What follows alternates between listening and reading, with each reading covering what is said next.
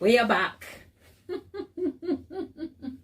Good afternoon, good morning, good evening, good day, everybody. If you see me for the first time, hello there. I'm Gladys. I love cake. I talk about cakes on here, and we started a session yesterday. Tap, tap, tap, tap, tap, tap, taps. Good morning. How are you?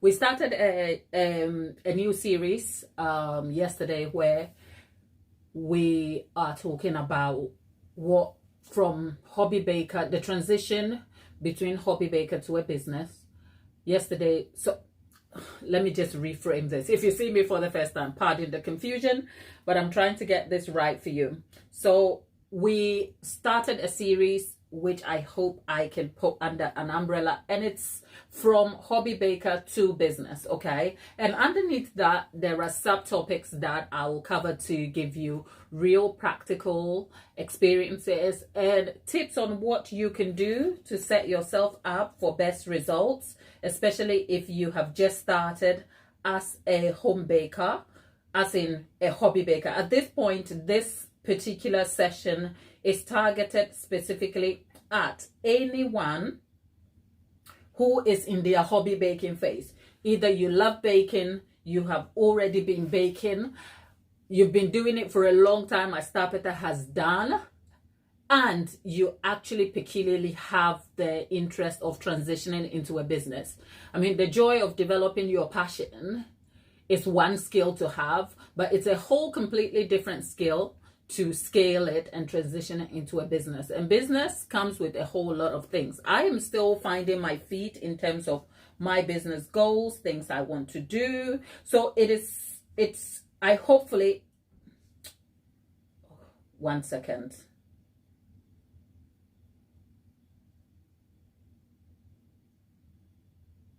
Bear with me.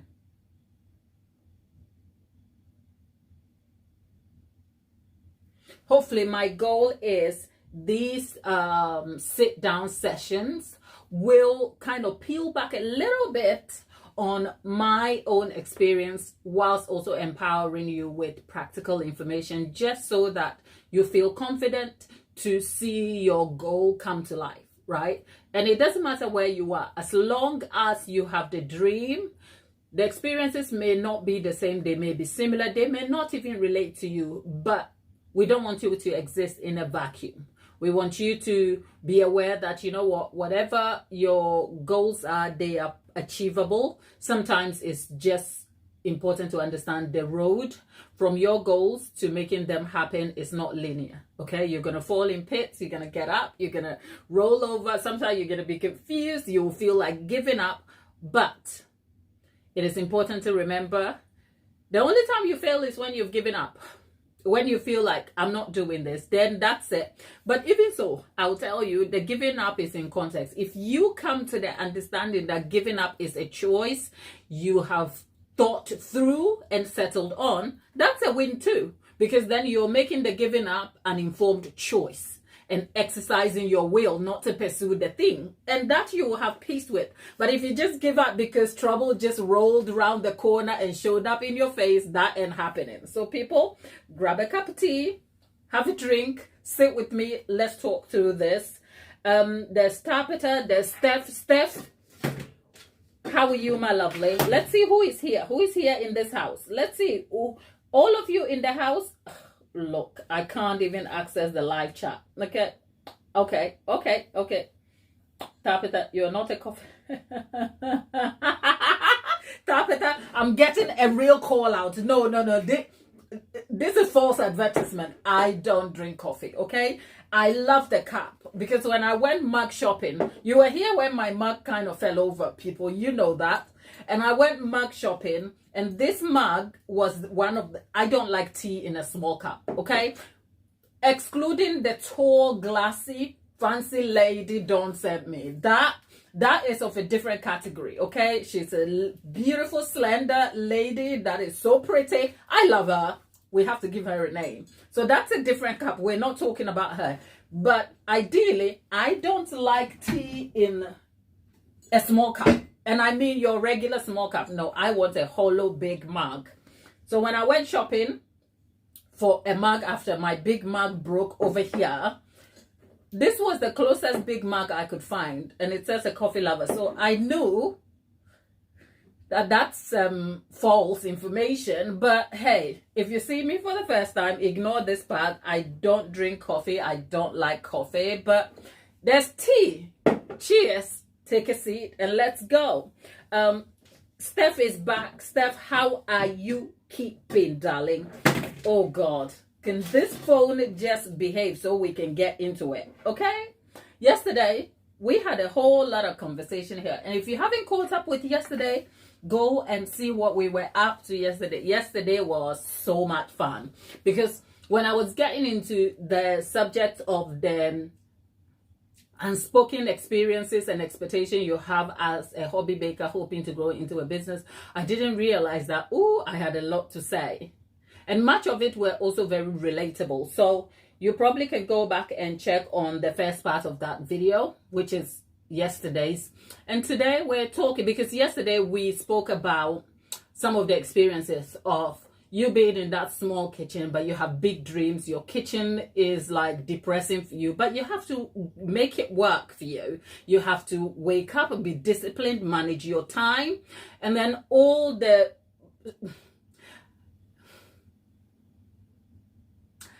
Somebody tell me where we were yesterday, okay? Somebody tell me where we were yesterday. I'm just going to drink my tea. Somebody tell me where we were yesterday. Dawn was here yesterday. Dawn, what do we remember from yesterday, so that we can continue? Because today our conversation is going to center on some of the things you can do, because it's not all doom and gloom, okay? It's not all doom and gloom. It's not because it's going to be difficult. Is it? Yes, it is. Is it going to be what you expect it to be? Perhaps not, okay? Unless your dad has a lot of money in the bank and you have business advisors and you have teams of people who will work out things for you, or you even have a business degree, it is going to get muddy and messy down here for a hot minute before you kind of feel like, okay, I like this mud, I want to live in it. But it's not all doom and gloom. There are things you can do to enhance your situation, position yourself better, so that when you come to wanting to actually run your business, you will see success with it. Believe me when I say I didn't know that, so I didn't know differently, and I didn't do it. And boy, oh boy, was it not harder when you eventually get registered? It is hard. And I'm also going to give you some practical tips on some of the challenges you are likely to face and how you have to deal with them. Are we good on that note? Okay, let's go. Let me just look into the chat and say, oh, Lasso is back. Lasso is back here, putting the dollar here. Thank you for the super chat over there. Tabitha, Mom wants me to take it easy. She's been busy in the kitchen for days. You should. Yesterday, oh, Tabitha, happy anniversary. Did I not bake your whole anniversary away? Because last week I was so busy. Yesterday I came back, I looked at the chat, because yesterday I was doing, we were talking about the baking subject and the expectations about a hobby baker to business.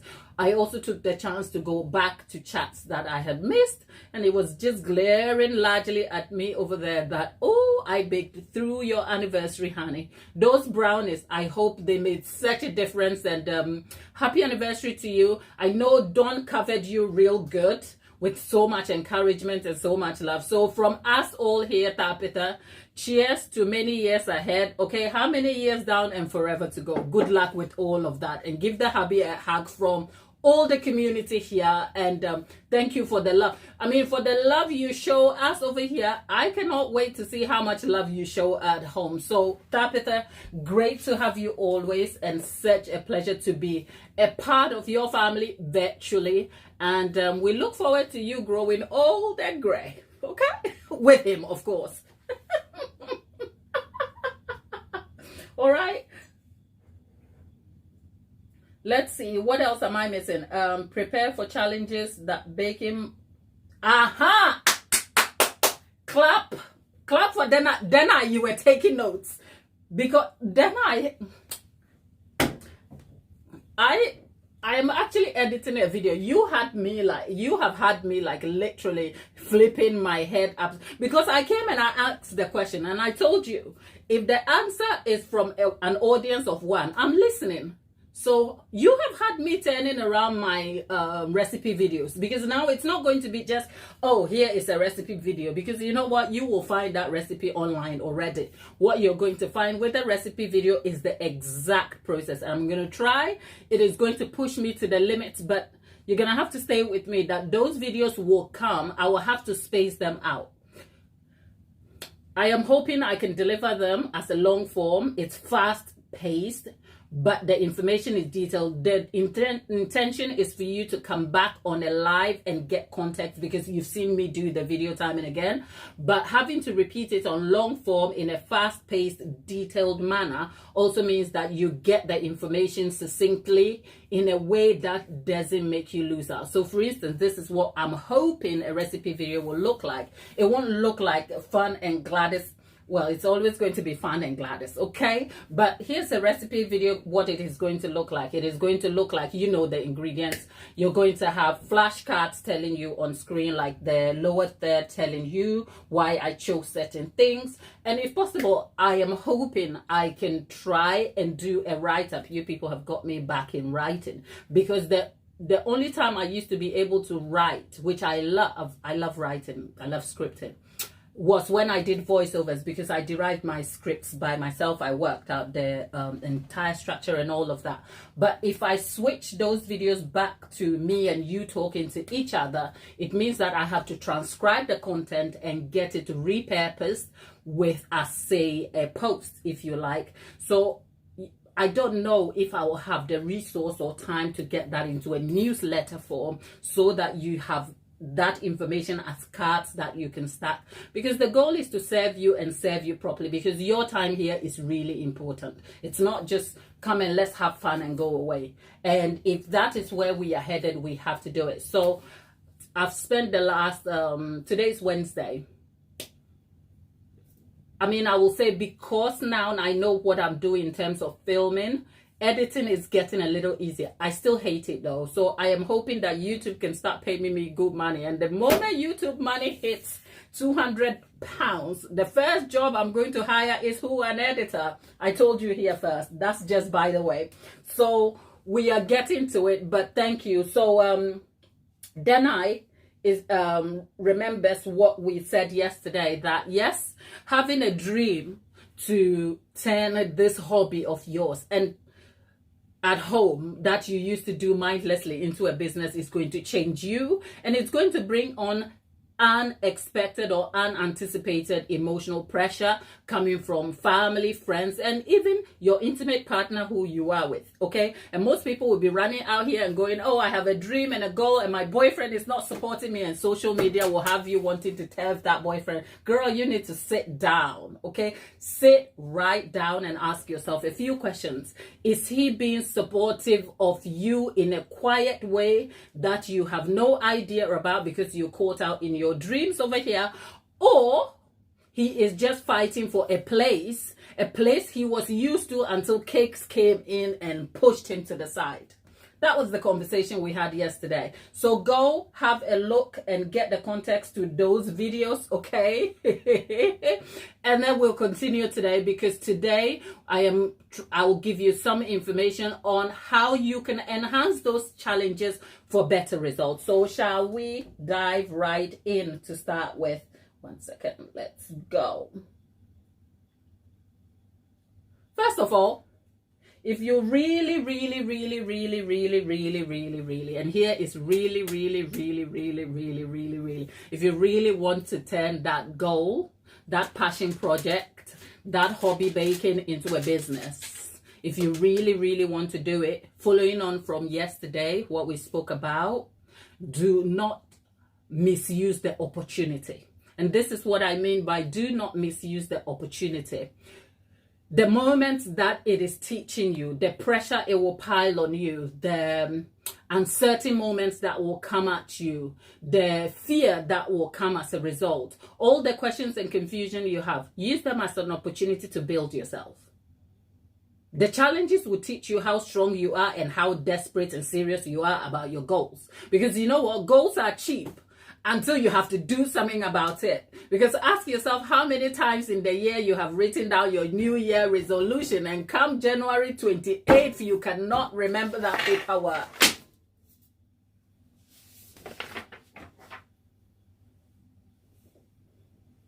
So do not misuse the opportunity, because all the time that you are spending baking over here, all the time you are losing time with family and friends, the extra tiredness you are piling on, the time you are losing with your child to do all this baking, make it work, okay? Make it work for you. And how is that practically?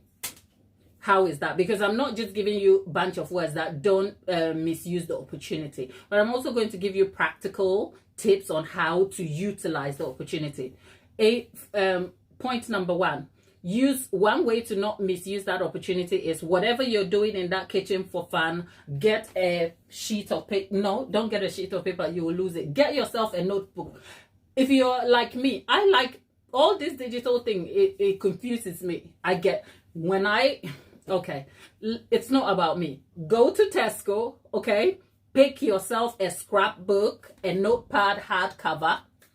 And if you're not as organized as me, find yourself a book or something that you won't lose easily. And what you're going to do is all that time you are spending testing your recipe, take notes. Take notes. You know why? Because those things you master when there is no pressure on you will be the bedrock or the foundation that will establish the business. Do you know how much time it takes to make a cupcake? Do you know how much time it takes to bake? Because you're not waiting to get to the business before you calculate your time. Know the time from when you don't have the pressure of the business, and then build up on it before you even get to the part of the business. Because you know what? When you have the goals and the dreams, the only thing stopping you from the hobby baking and transitioning is the practical bit that includes having to register with your council and waiting for your food hygiene rating. Between these two, which are really, really important, there's nothing stopping you except yourself. Not feeling confident about it, waiting for the perfect time, and all the story you tell yourself about why you cannot be a baker yet as a business. Okay? And sometimes there's also the question of real skill. Like you are not sure. You have this idea, but I'm not addressing the person who is sitting on the couch watching the TV, watching Great British Bake Off and hoping that one day they can bake when they do not even know how to weigh flour.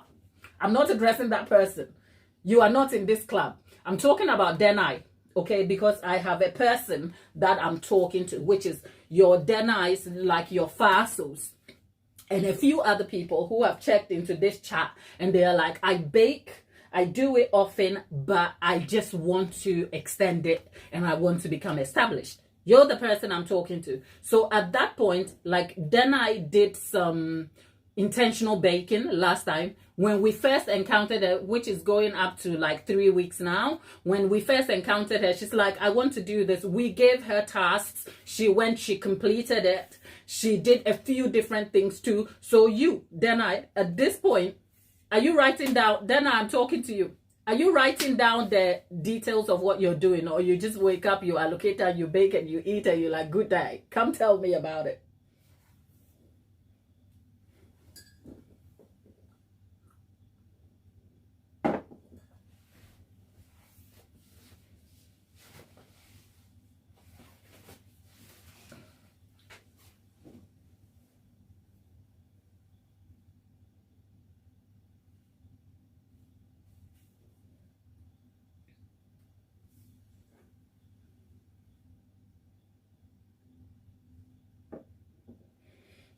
Yeah. So do not waste the opportunity. Do not misuse it. You let it work for you. Let all the toil and all the extra tasks that an extra effort you are investing, don't let it go to waste. Always let something come out of it. So pick yourself a notepad, write down your timing, even if you're going to bake.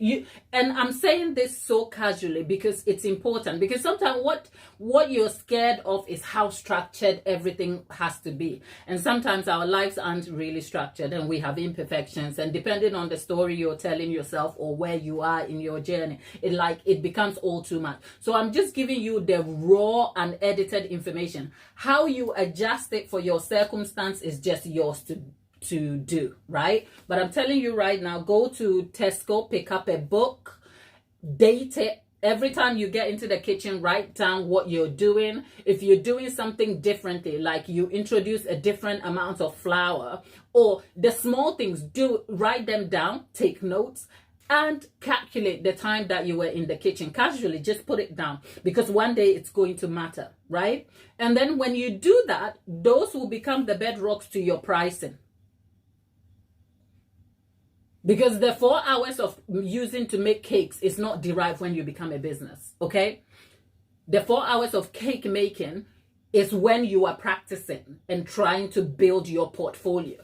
And it is the advancement and evolving of the portfolio that will give you the confidence and validation to go and serve people outside of your known group of people. So it's important that you do that. So how are you going to be a business owner when you wait till the business runs? And then you have the pressure of business anyway, because at that point, if you're lucky enough to have customers come your way, you have customer orders, you have social media posts or whatever marketing plan you have. How are you even going to price your cakes when you don't even know the time?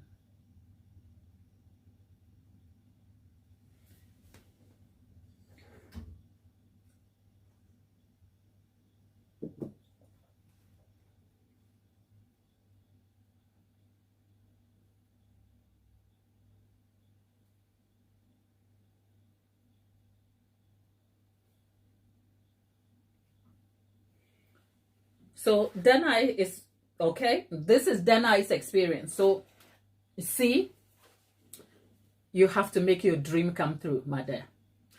Forget everything I tell you here. You still have to go and make your dream come through. So this is the Denai.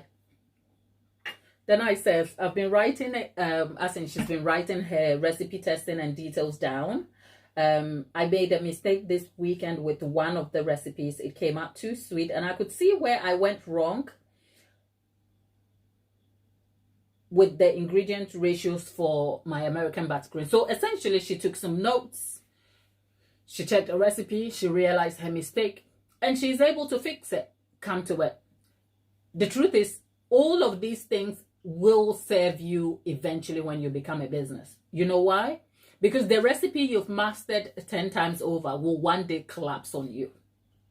The buttercream, you are going to get distracted one day and the butter won't whip up properly, or it will break and get grainy and you'll be out here like losing your head. So spend all the time making all those mistakes when you're in the kitchen, but don't let the mistakes go to waste. Use the mistakes as an informed opportunity to make choices and use them as building stones for what is ahead of you.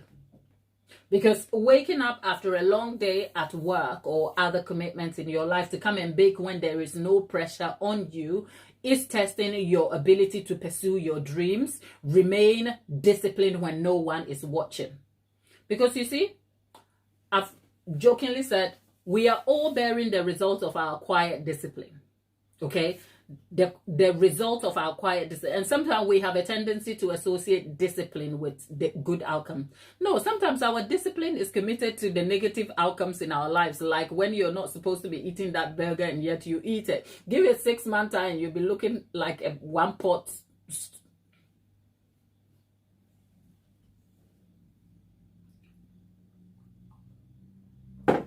You get the point I'm making, okay? And the opposite of that is true.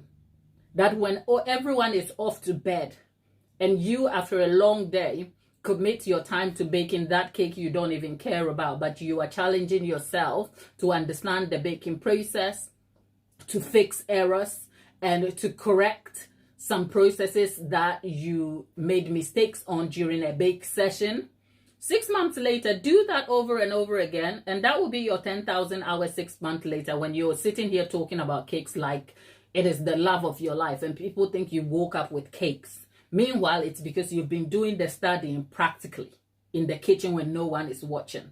So point number one, do not waste your opportunity over there. Use that as a baseline for the foundations of your business in terms of calculating your time and the pricing.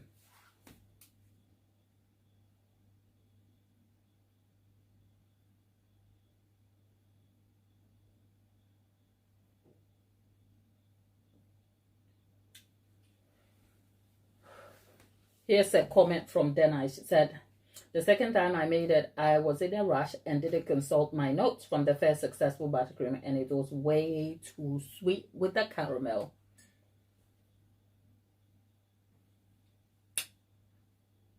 See, eventually what you can do, so then this is for you practically. What you can do then is, I don't know how good you are with, I don't like tech, okay?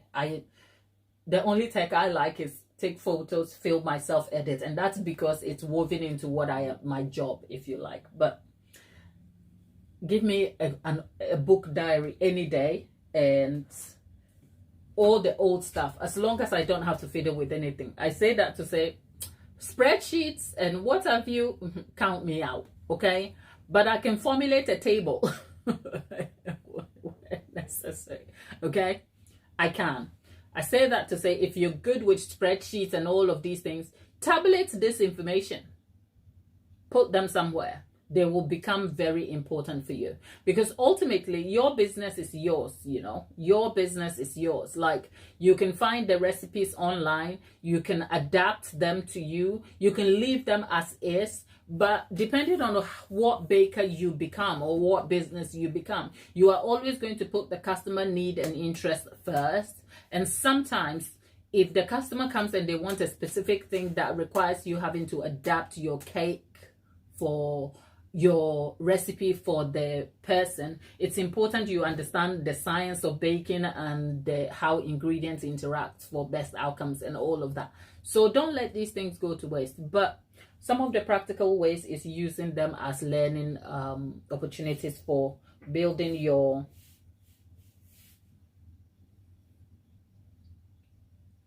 time and pricing.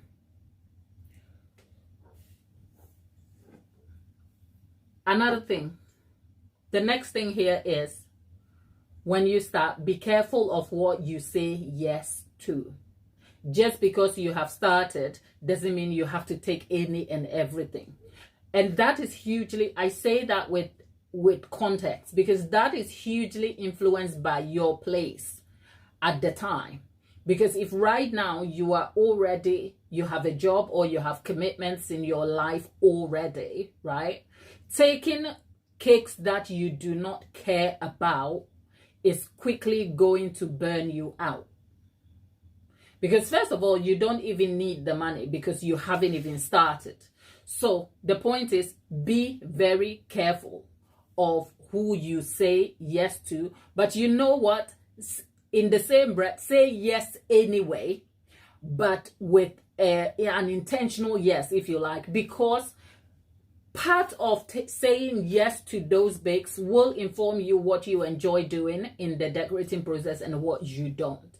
And so by the time you come to making a cake as a business, you will know your niche. Do you see what I'm saying? But the hobby stage in your house, when you don't have the responsibility or limitations of guidelines and regulations, are the things that are going to inform you and build your skill. So don't say yes when you are already overstretched. Have some boundaries there. However, say yes to most things you can, just so that you can use that again as an opportunity to test what you like and what you do not like.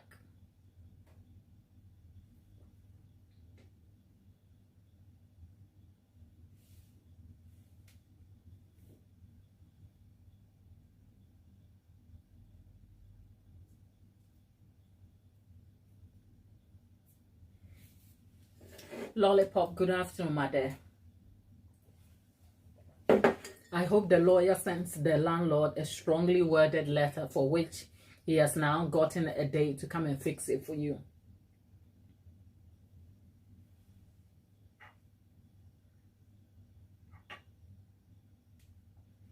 Peter said, I made a pizza dough yesterday, mashed 2 recipes together. Turned out pretty good.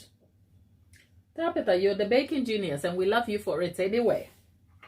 Now, I want a slice of that pizza. Can you make it happen?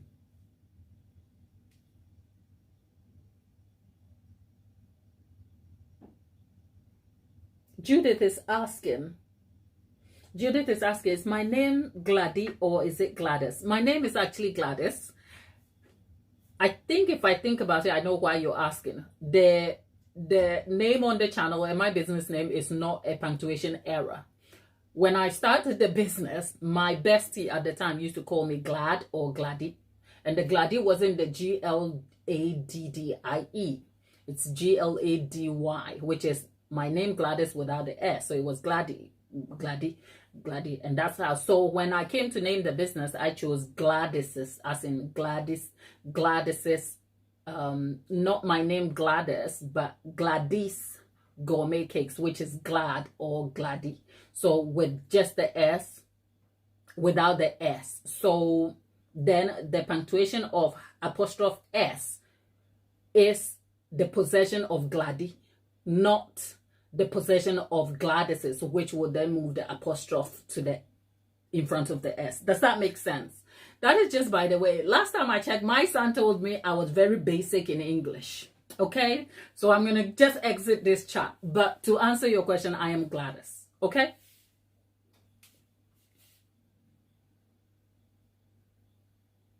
You haven't been to the solicitors yet, Lollipop. Can you not afford it then? No, I am playing. All right. Tapita, I mashed 2 recipes together and changed the ingredients. And change the ingredients. I think you have, look, sometimes if you figure that there was no influencing factor, as in you didn't go scouring the internet for tips and then you picked up somebody else's recipe and this mashup was just down to pure chance and happenstance, I think you have your own recipe. Now you can go all ahead and copyright that thing. Just saying that, okay? Oh, people.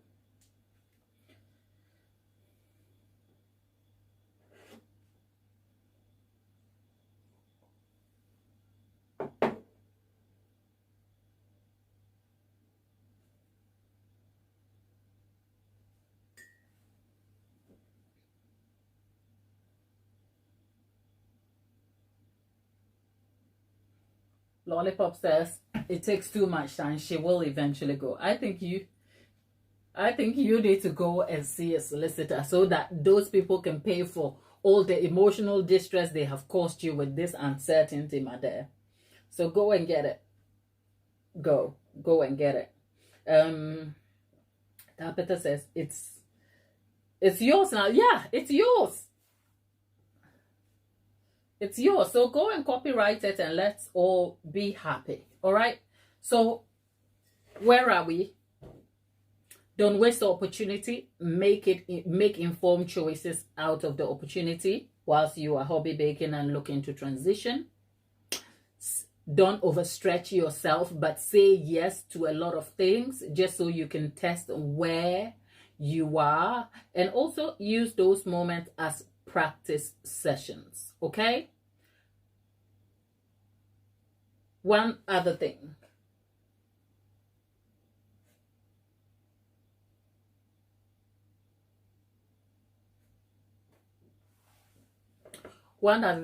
The conversation of whether, as you are getting confident, the place where you're a business, you are not a business, but you are still like putting all these things so you can move to the business aspect.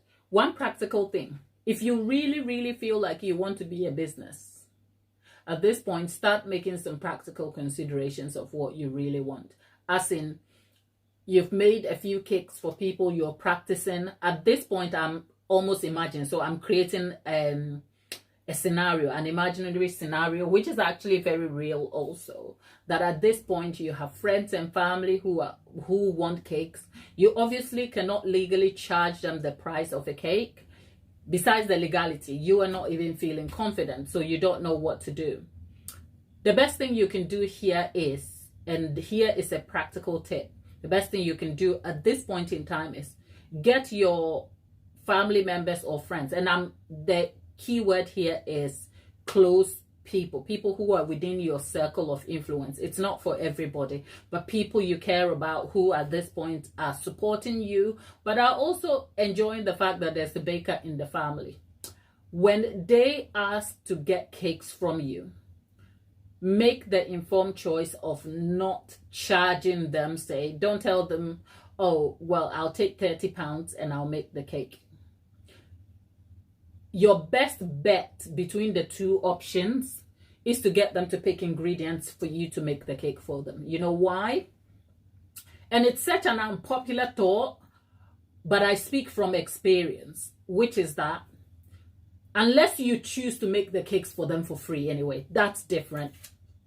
The conversation here is not necessarily for you to charge family and friends. That is completely each one to their own. You do what you feel comfortable with. It's fine. I'm not one of those people who kind of like goes on about business is not like business and family doesn't mesh, or not all money. Not every business decision is about money. So of course, make cakes for friends and family, support them where you can with your bakes. Have nothing against that. I'm talking about when you sit down with yourself and you make a wider consideration of who you want to give a cake to, who is worth it, who you can't necessarily refuse, but you don't have the sort of confidence to kind of have a conversation with. When they call you and they tell you, oh, can you make me a cake or something? That's like distant auntie. Just tell them, auntie, can you pick me some ingredients? And make sure you list the exact ingredients you need, and then they can pick it up. You know why? Because at that point in time, you are never going to have the confidence to have a conversation with them and be like, you know what, I'm practicing this thing. Moreover, they're always going to look at you like you are not established. So obviously your value is preset in their minds, right? So if they call you and you give them a price, which at this point is not the price of the cake you intend to charge, because remember, you're not a business yet. You are still a hobby baker and you are embracing the opportunity to learn, right? At that point, if you said to them, oh, maybe give me £30, and in your mind, you think £30 will cover the ingredients, what you have done is you have literally put a price on the cake for them in their mind. Because what you're not doing in that conversation is telling them that, oh, £30 will cover the ingredients. All you told them is, oh, give me £30, it should be all right to make you a cake. But they think they have paid you. And moreover, they have the confusion of not being able to separate that £30, that monetary value, from the time you'll be spending making them a cake. So eventually, when you become a business, that is how you set yourself up for looking like you are the undervalued, underpriced cake maker, because you started by doing these people a favor that you didn't explain to them was a favor. So they have an expectation that your cake is always going to be £30. And the moment you start getting pushback, you get conflict. So I'm talking from real experience. Get them to buy the ingredients. By so doing, it's a barter transaction. They are giving you something, and your gift is the skill you are using to make them a cake. Nobody's talking about money. And they can't actually say the ingredients they bought for you is what has made the cake, like, has turned out, because your skill still made the cake. So by so doing, you reserve the right to price your cake properly when you come to becoming a business.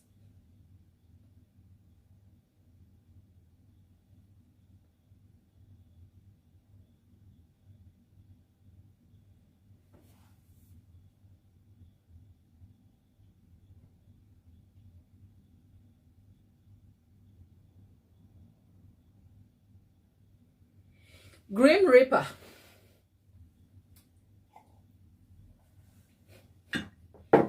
Good afternoon. What do we owe the visit?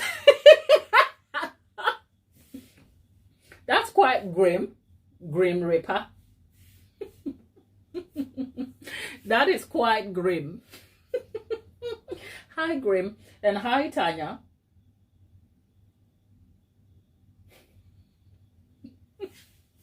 I can't with the names, you know. Grim Reaper. Okay. What do we owe?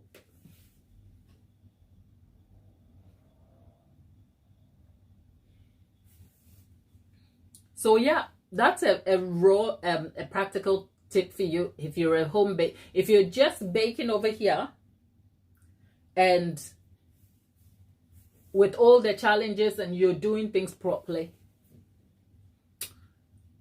get those extended family members and friends to actually pay for their own ingredients.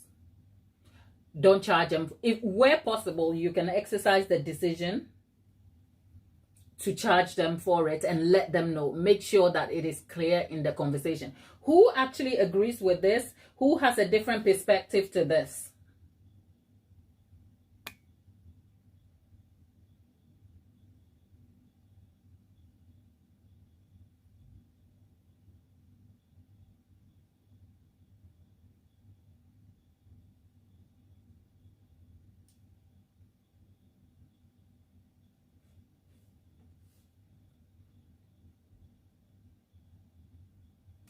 Grim is here to help us murder the cakes we make.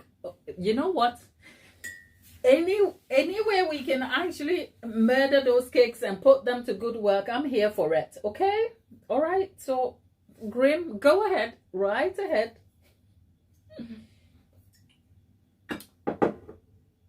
Grim, where are you joining us from? And did I see Tanya here? Tanja. Okay, Tanya, where are you joining us from, my love?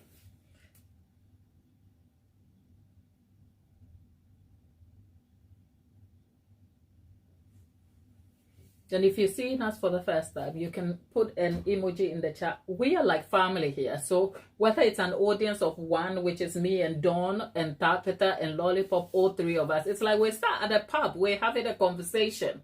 And part of the conversation is the real expert. Oh, Dolly. Dolly, good afternoon. How are you? Is it your break time?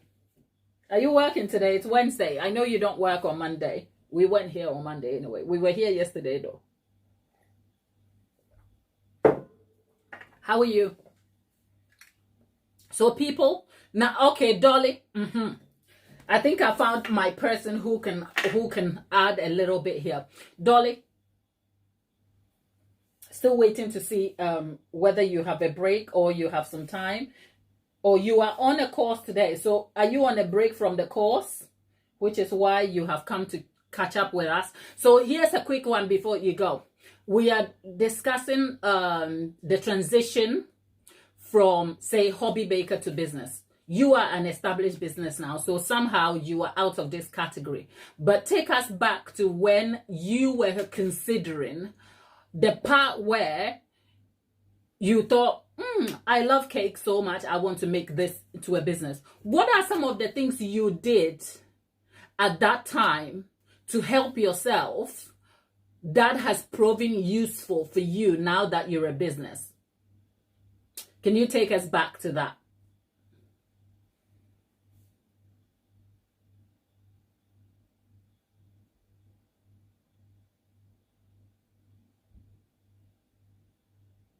Lollipop says, I have to fight the edge to say, all right, mate. Okay.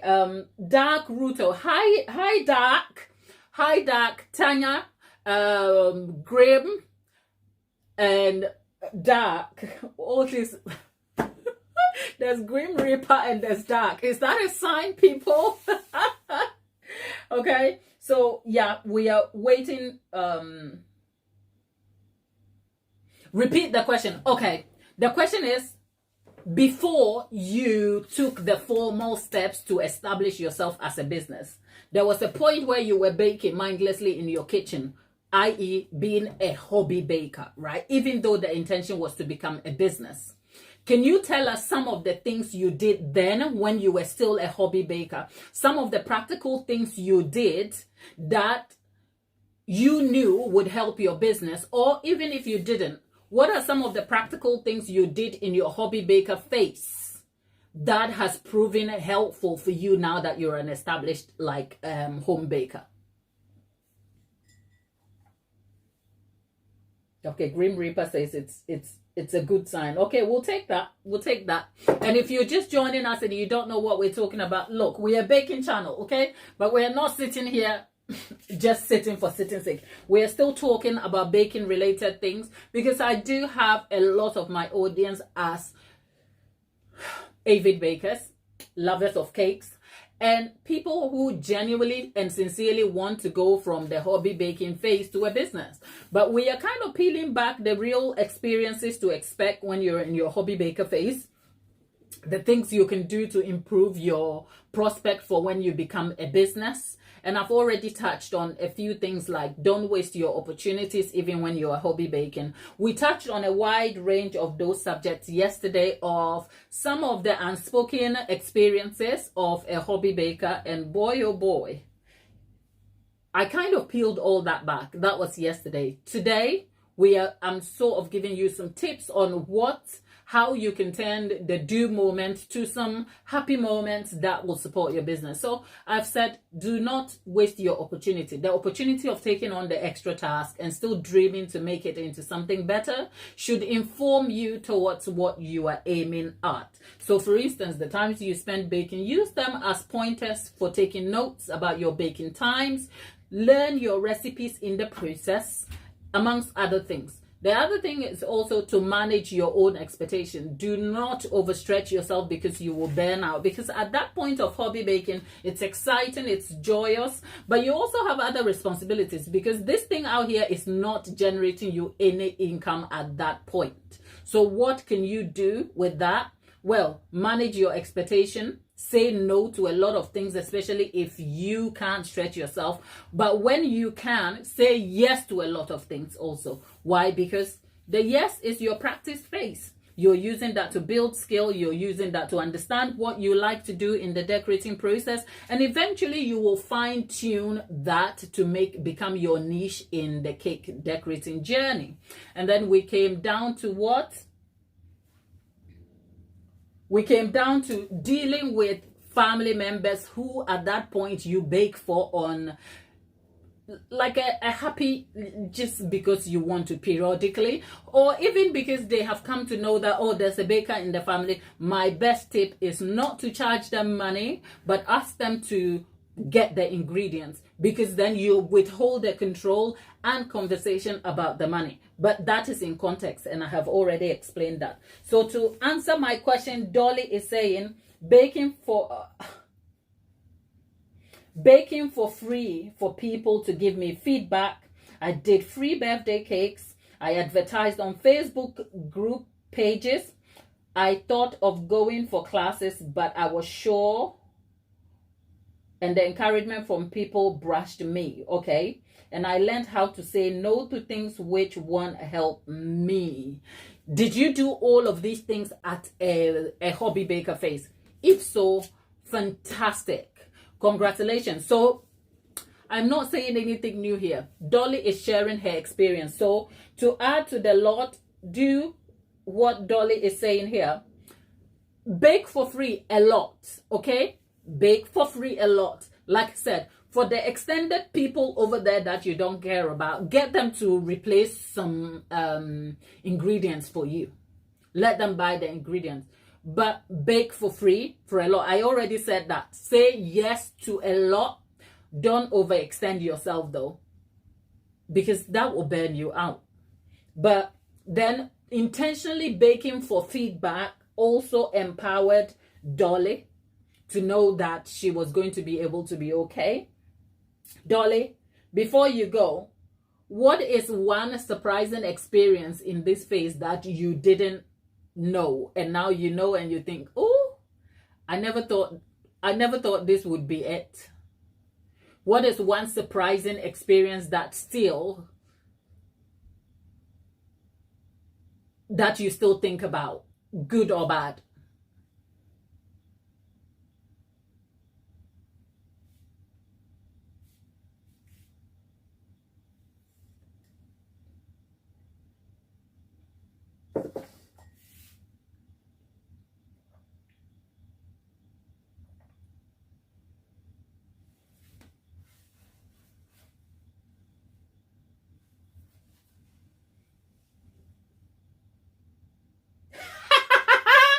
are you dealing with that?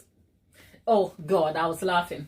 Dolly says, so I said one surprising experience that she didn't know and still actually kind of like.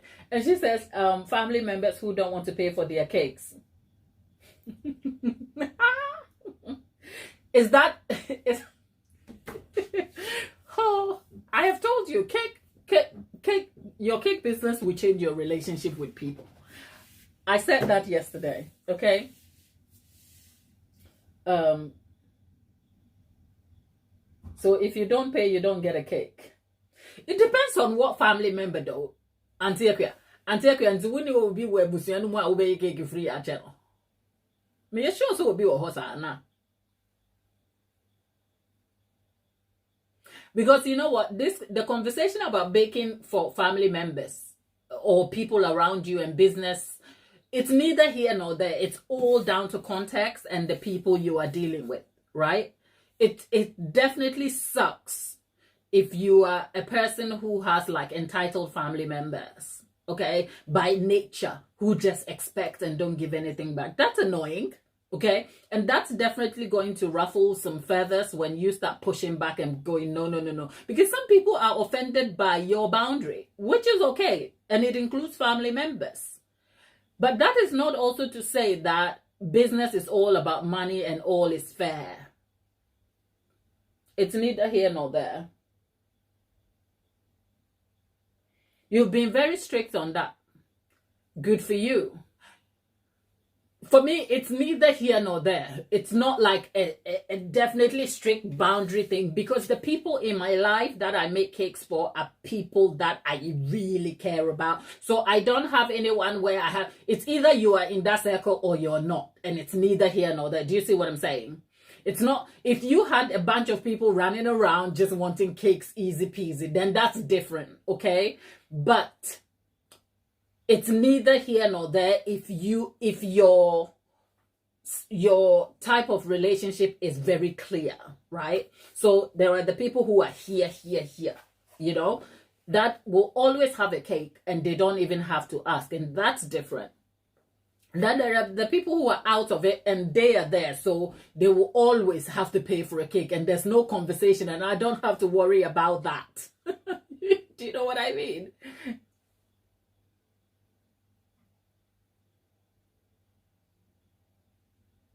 Lollipop says it's a good idea to get them to buy the ingredients for what they want. Yeah, because when you start, a bit like Dolly was saying, that sometimes family members who don't want to pay for a cake, or on the other side, they pay and they don't understand why you charge them £30 anyway, because they think first of all, they think the cake should cost £30, all right? So the fact that they are buying it from you, you should already give them a discount, and they are already paying it. The whole thing is funny. Dawn says, Dolly, Tabitha is saying, Dolly, your cakes are so beautiful and it's good you don't just hand them out for free to family and friends. Dawn says, a business is for making money. It's not for you. It's not to be out of pocket because you don't want to offend. They should respect it. Dolly and I would know that there are cultural influences to that perception. And when you come from a culture that just conditions you to offer yourself for free, and it's a thing, and I'm not ratting on my people. That's how we grew up, because you grow up in a communal society where people give you what they don't have. From where I grew up, even in the impoverished place I grew up in, I learned about kindness from the people who drew from an empty barrel, okay? So when you become a business, so remember the point I go back to saying, a business will highlight your own weaknesses and blind spot that you did not even think you had. Because up until this point, you were just going on about life, you're doing good to people, and then you decide that, oh, it's costing me and I cannot afford it. But until you decide to run a business, you never knew what will cost you and what wouldn't. Because the culture I come from, people will draw out of nothing for you sometimes. And I say this from real and true experiences. You know, even in the UK, we as a Ghanaian immigrant, that sort of experience has sort of adapted and shifted a bit because of the environment within which we are. But I will say this out loudly, and my Ghanaian people, come and defend yourself. We don't have an understand. The general population or the general Ghanaian population don't even understand the idea of service provision. Okay? So the fact that you are making a cake over there, they cannot conceive that this thing can be a whole means of livelihood. They think you have a side joke over here and they can walk into your kitchen and just pick on your cake for free and eat. Dolly should come and tell them.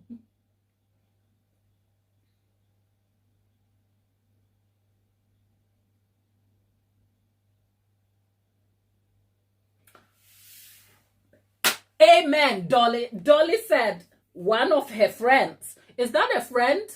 Or that is an acquaintance? Or an associate? Because sometimes the people we call friends are just as good as acquaintances. Okay, Dolly? So you need to adapt your word choice over here. But Dolly is saying, one of my friends said to my face that she will never pay for a cake that costs £100. So I crossed her from my list. And that she will never get a cake ever. I felt that in my spirit, Dolly. And I can almost imagine that conversation. It is not the actual conversation, because context is everything, okay? It's not the kind of conversation, correct me now, this is me inserting myself in you and your friend's chat, right? It's not the kind of conversation where the friend is like, you know what? Actually, what you're doing, I see all the time you're putting in and I appreciate it and it's lovely. But the truth is, I cannot afford it. I cannot afford it. And I love you, but I think you're doing a great job. But you know what? Your cakes are amazing.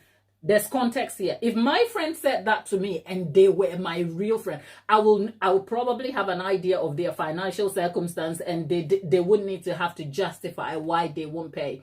But here's the context that I imagine would be. You'd be chit-chatting, having a conversation, and that friend would say in Ghanaian language so dismissively, that cake, me better cake, £100. £100, now they mean this guy.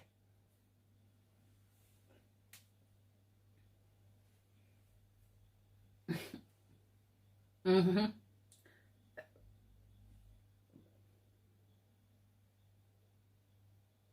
Mm-hmm. And then suddenly you are like, okay. That is, in that context, that is a person who doesn't value your time, doesn't appreciate what you do. And if that's the decision you made, good for you.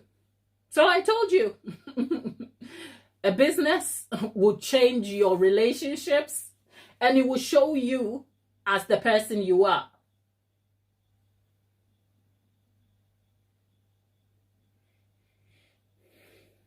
But when she said she's around and I'm baking, she says, baking is a lot. I mean, she does appreciate that baking is a lot, but she won't pay £100 for a cake. Okay.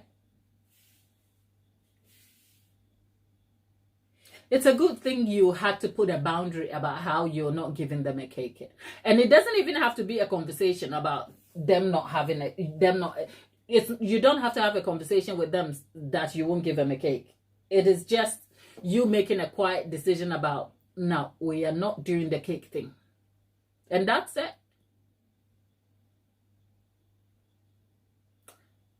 At least we are learning from very practical experience here. So Dolly, thanks for sharing that with us.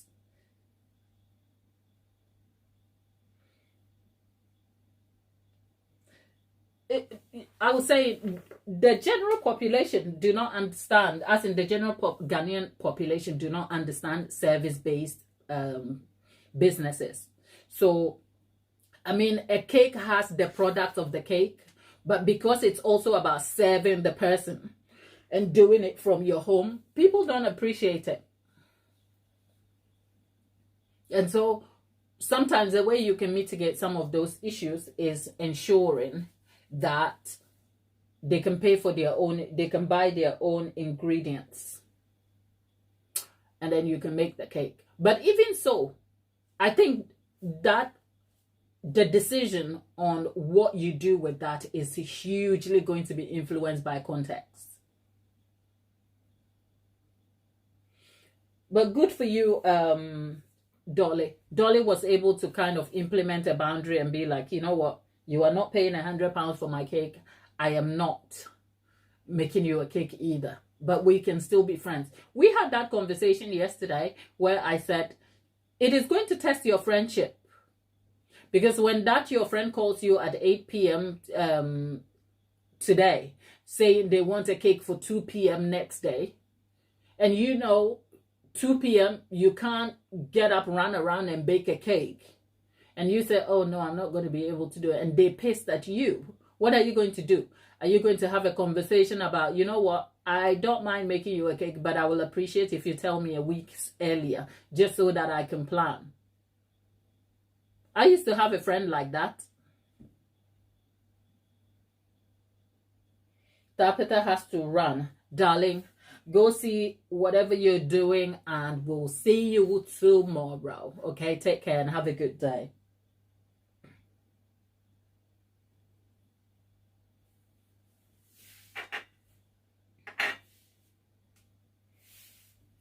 I used to have a friend like that. They had chaos in their life all the time in terms of planning. So they'll be calling me in the middle of the night. And this is not like an acquaintance. I'm talking friend, very good friend of mine. When it started, I kind of thought, I knew they were very disorganized when it came to planning stuff. That was a thing with them. But I also knew they were just hopelessly a people pleaser.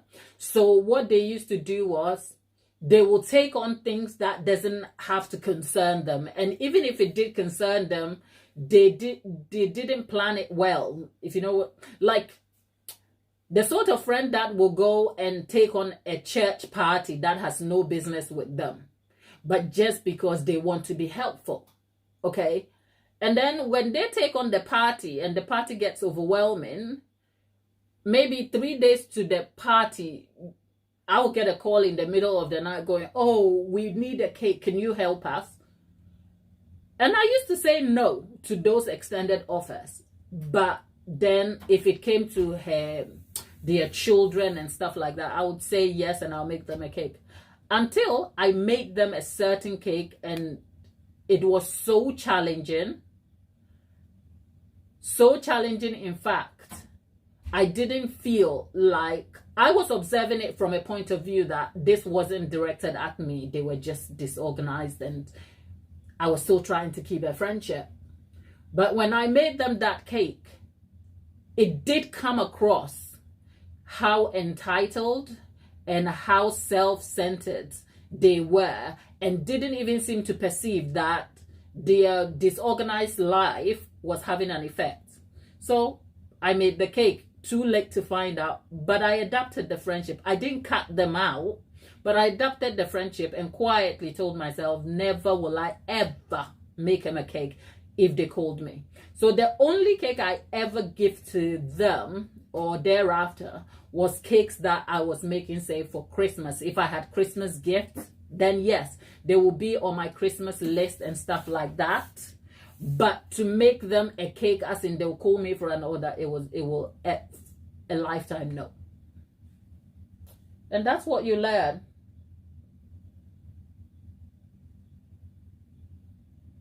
So sometimes business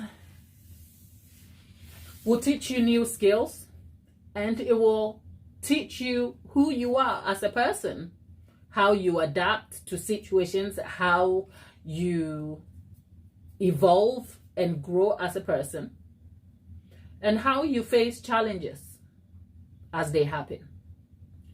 So hopefully these are some helpful tips.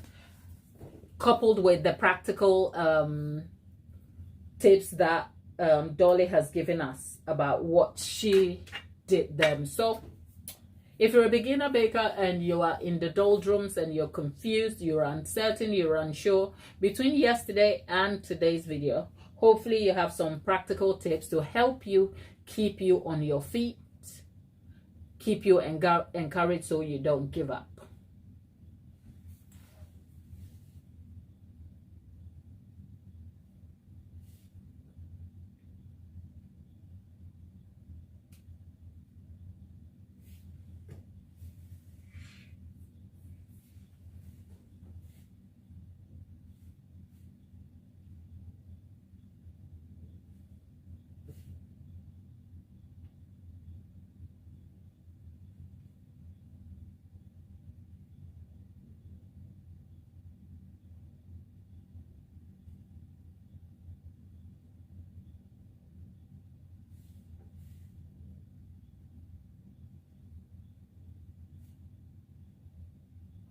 Anything anybody wants to add? Because your girl has to be going shortly. But yeah, I think this subject has been so much fun to cover because it's kind of taking me back to my own like early starts and the experiences that I wish I knew, and the part where your little goals and passion here will challenge your relationship. It's a real thing. So be wise, observant, and make the most of the moments. Okay? But don't let anyone tell you your dreams are not achievable.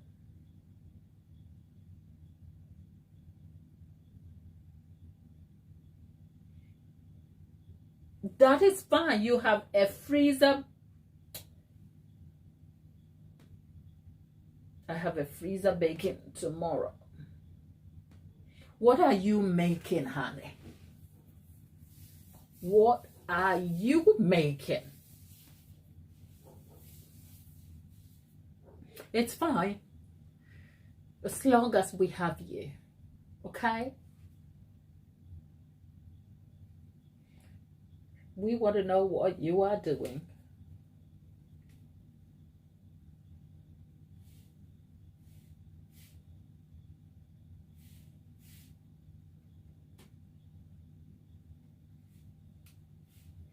Are you doing something exciting? I did say I will try and go and check on what we need to do for the jollof rice, because we need to go and check what we have to do for jollof rice. Then you're back. What did you miss?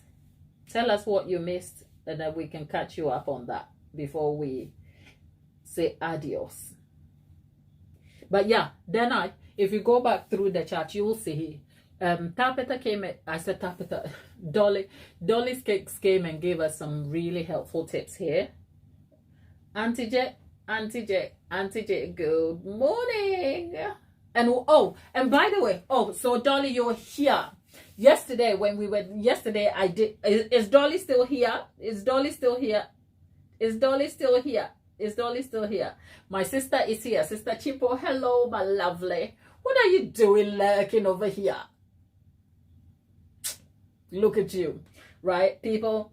Dolly, is Dolly still here? Is Dolly still here? Ooh, pistachio chocolate chip cookies, cheese scones, broccoli, broccoli and cheese quiche.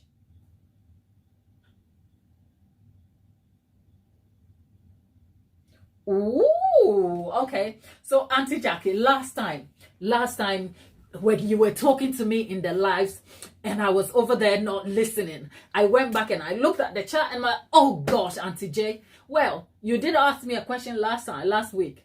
What I do on the live, what I do if I'm not on the live when I'm baking. Do I listen to music? I answered that yesterday, but you weren't here, so I'm just answering that for you. Yes, I do. I do listen to music. It all depends on what I'm feeling. If I'm feeling stressed, I need me. It's getting hot in here. Okay. If I'm feeling chill and calm, we have some gospel music, we have podcasts, okay? But if I'm feeling stressed, it's getting hot in here, or some royal gossip podcast. So between worship music, podcasts, any kind of music that is just exciting and will get me distracted to the royals, okay? I love those people. No, I love the gossip. I need to check what I'm putting into my spirit, but that's beside the point. So yes, if I'm not on a live, I'm listening to music or doing something to distract me. So between podcast music, Bible study, everything else in between, it's exciting usually over here. And when I went back to the chat, I saw that when you were talking to us one of those days, you were with mom at the doctor's, and I missed that. I hope she's well though, and I hope you are keeping well too.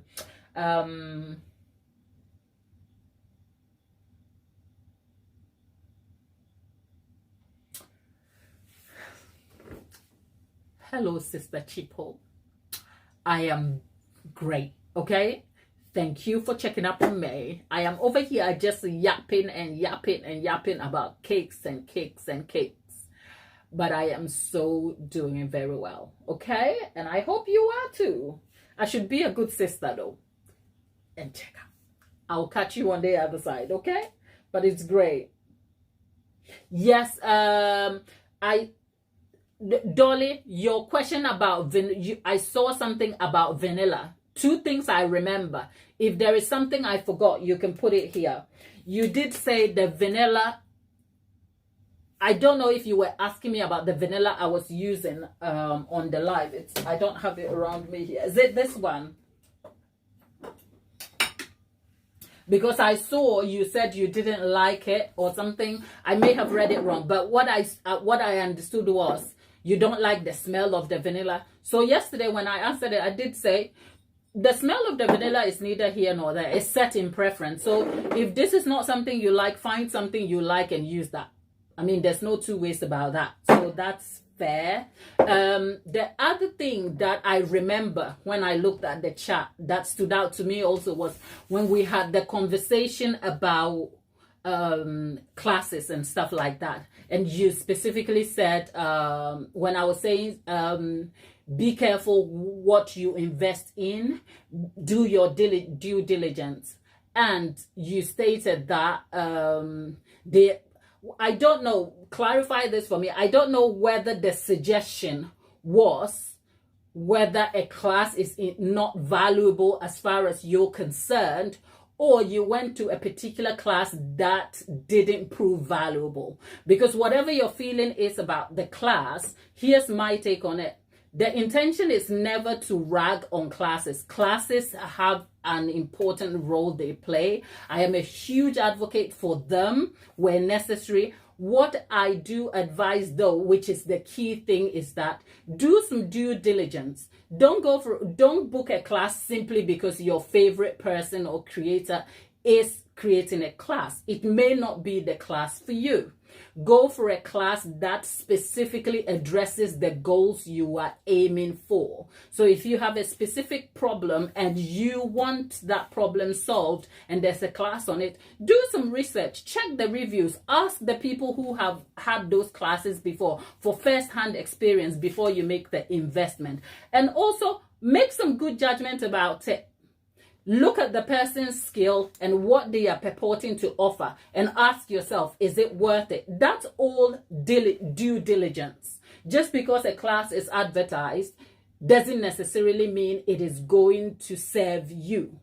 But the point is not to say a class is not valuable. I think no matter the experience, even if the class turns out disappointing, that's valuable. You know why? Because suddenly you've realized with real evidential facts that this class didn't serve me.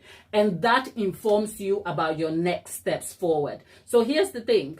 You can spend time doing the YouTube thing. One is not better than the other. Matter of fact, Sometimes paying for a class will cut down the journey for you, but it is not because you have to. It is a question of what is important to you, how valuable your time is, and whether what you are doing is serving you. And that's where I'll leave it. So I hope I've answered that question. If there is something I have missed, put it in the chat and I'll answer it before we go away. You wanted to know how the icing sheet. Okay, that I didn't see. So thank you for putting that back. I wanted to know how to stop my icing sheet from sweating when it is on the cake. Okay, icing sheet, it depends. Okay, depending on the environment that you put the cake in. For instance, if you refrigerate the cake, the temperature of the cake and the difference from room temperature to cake may vary, causing the cake to sweat. So there is nothing you can do about the sweating unless you regulate the temperature or you proof your cake against the sweat. And sometimes the best option is to wrap the cake up so that when condensation, which is what the sweat is, remains on the outside of the box rather than on the cake. Okay, so it's not a direct answer. It has to be context. But I don't know if the suggestion here is when it sweats and begins to peel. Is that what you need an answer to? Because sometimes the sweating can cause the sheet to peel. And to foolproof that, you have to have a barrier. And the barrier can be either fondant, as in a thin layer of fondant that is a barrier between the icing sheet and the cake. By so doing, the icing sheet sticks to the fondant nicely and it doesn't peel in the sweating. Okay. If you don't want to do fondant, you can use white chocolate, as in melt white chocolate and spread it all the way around. White chocolate tends to make it a little bit hard to flex, right? So depending on what you're doing with icing sheets, fondant may be your option to go. But in terms of the sweating is caused by the environment within which it is stored. So sometimes the only thing you can do is, if the cake is sweating and it's causing your icing sheet to bleed, do not be tempted to kind of wipe it. Just leave it at room temperature. It will set and it will evaporate and it will dry off. I have seen other creators make suggestions of using corn powder or some sort of technique to absorb the moisture. The point is, you are trying to absorb the moisture in an environment that creates the moisture. So to prevent the sweating, possibly consider looking at the environment rather than the product, because the cake itself shouldn't sweat if the environment doesn't cause the moisture to form. And for that, I don't have a direct answer for you right now, because it all depends on how you regulate the temperature of your refrigerator.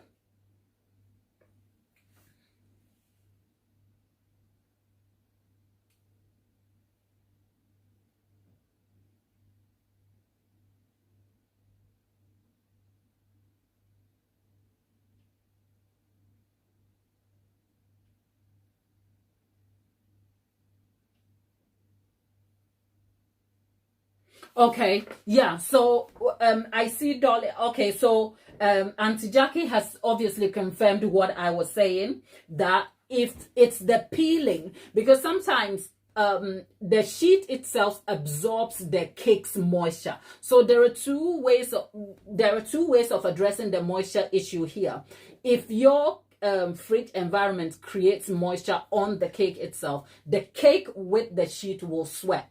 That is one thing. The second moisture issue here is that when you attach the sheet directly to the cake, the sheet will absorb the cake's own moisture. So whilst the cake may not look sweaty, the sheet will begin to warp and get really soft.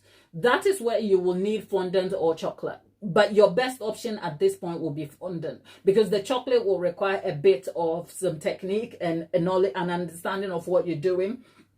And I don't want to flippantly throw that for you to go and melt white chocolate on your sheet and then suddenly you can't flex it and you have problems over there. So your best option, as recommended by Auntie Jackie here, will be to use a thin layer of fondant. When you use fondant, don't roll the fondant out thick. You just need just a thin layer because it's a barrier. When you are sealing the sheet on the fondant, if you have piping gel, it will be your best help. Use either piping gel or edible glue. The reason why I recommend piping gel is because the sticky nature of piping gel will secure the sheet to the fondant so cleanly and in such a flush manner that it can't stick out or it won't strip. Whereas if you use anything else, in my experience, you know, I like using Trex for covering cakes. When it goes in the fridge and there are like holes in it, once moisture gets through, it will begin to peel off the fondant. So your best way to stick it securely will be piping gel or edible glue. And if you do that and you roll the sheet onto the fondant securely, you can apply it to the cake and you can get great results. So those are the two moisture ways. So I can't necessarily speak to how you can address the moisture issue in the fridge, because that's something you should be able to kind of play by, and so that will cause you a sweaty cake. But if we're not talking about sweaty cakes and we're talking about the sheet absorbing moisture from the cake, your best option is fondant. So yeah.